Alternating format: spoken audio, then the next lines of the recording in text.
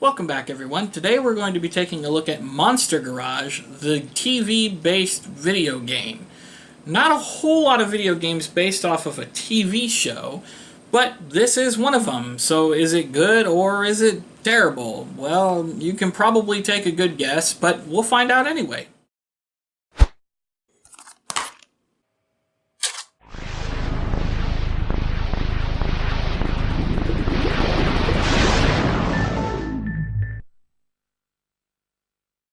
Alright, so I have to be honest, I didn't play much of this game before making a review. But I do have a very good reason that I will get to in a bit, but let's get started. Trying to find information on this game was a bit of a challenge itself, but from what I can gather, Invictus Games made a PC game based off of the show, and then Impulse Games made an Xbox remake that was published by Activision and released January 21st, 2004. That's all I can find. I have never seen the show to know if any of this is accurate, but in the game you have multiple challenges that you must complete in order to unlock the next challenge. The first one you start with has you putting a mounted flamethrower in the passenger seat of the car. To do this, you must order all of your parts and use your team to build necessary pieces that will help you put everything together, while you dismantle and install everything in the car when it's ready. The first of many problems I had was that the tools you used were just 2D sprites. They could have definitely spent the extra time to render those in 3D, but no, they just drew a picture and slapped it on there instead. Graphics in Monster Garage are subpar at best. Everything seemed to just be very muddy and blurry, with no real thought or effort put into the textures. I've seen Nintendo 64 games that look better than this. After you tear down and then rebuild the car, you are able to then drive it around a small area to complete a challenge.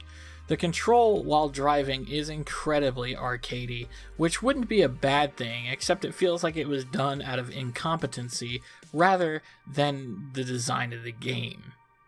From what I was able to play of Monster Garage, it seemed like a very simple game. The checklist tells you pretty much everything you need to know, although it does say that in later stages it won't, but it's still fairly obvious what to do. The little tool mini-games are fairly boring and don't really add much to gameplay, and half the time I found myself just waiting for my parts to arrive, or waiting for people to be done building something I needed before I could actually do anything myself.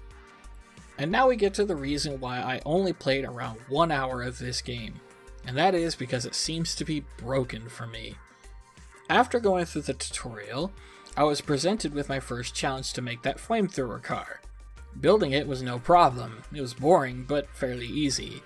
After that, I was sent into the arena to complete a challenge, which was setting 8 moving boxes on fire.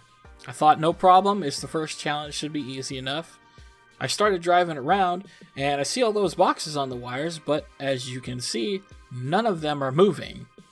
Trying to set them on fire did nothing, and I ended up trying this 3 times and even rebooted my console and couldn't get it to work. I did end up finding one box that does get set on fire, but that's as far as I could get. I don't know if my version of the game is bugged or if I'm doing something wrong, but after spending something like 45 minutes on the thing, I just gave up. The game just isn't worth spending any more time playing. For the things that are good about this game, there just aren't any. Honestly, I can't find a single redeeming factor as to why anybody would want to buy this. To wrap this up, Monster Garage the game feels like a badly designed, broken Flash game that you could play in a web browser.